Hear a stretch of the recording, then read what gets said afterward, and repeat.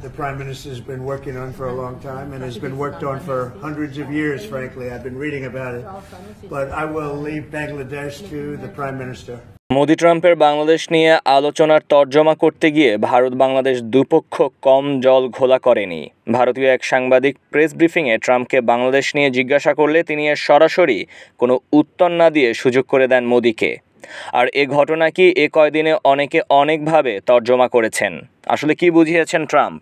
নিজের স্বভাবজাত খামখেয়ালিতে ট্রাম্প বলেছেন বাংলাদেশ নিয়ে শত বছর ধরে কাজ করছে ভারতীয় সরকার। আমেরিকার কাছে বাংলাদেশ নিয়ে জানতে চাওয়ার থেকে ভারতের কাছ থেকে উত্তর শোনাই শ্রেয়। যদিও এই প্রশ্নের কোনো জবাব দেননি মোদি, একরকমের পাশ কাটিয়ে গেছেন বাংলাদেশ প্রসঙ্গে। शांति हम पहले दिन से ही, और मैंने राष्ट्रपति पुतिन को उनकी मौजूदगी में मीडिया के सामने कहा था कि ये समय युद्ध का नहीं है, और मेरा एक कन्विक्शन है कि समस्याओं का समाधान युद्ध के मैदानों में नहीं निकलता है, वो टेबल पर चर्चा करके ही निकलता है।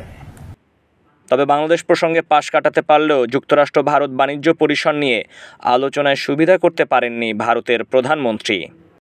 ট্রাম্প শপথ নিয়ে জানিয়েছেন যে দেশ যুক্তরাষ্ট্রকে যেমন রাজস্ব সুবিধা দিবে যুক্তরাষ্ট্র সে দেশকে ততটাই সুবিধা দেবে, এর বেশি একটুও নয়।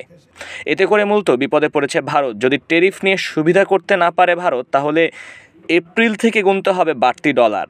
আমেরিকান ট্যারিফের সবচেয়ে বেশি বিপদে পড়বে ভারতের কৃষি খাত।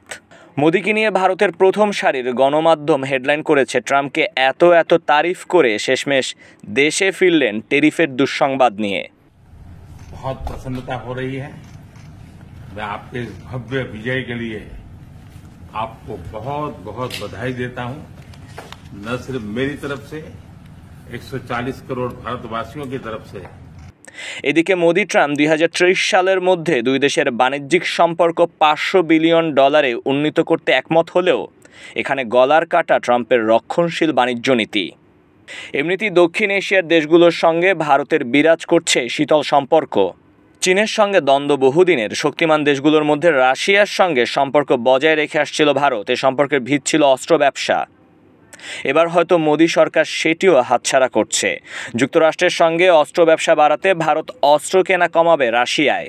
এতে করে এতদিনের বোমা বারুদের উপর ভিত্তি করে টিকে ওঠা রুশ ভারত সম্পর্কের ভবিষ্যতে পড়েছে দুশ্চিন্তার ভাঁজ।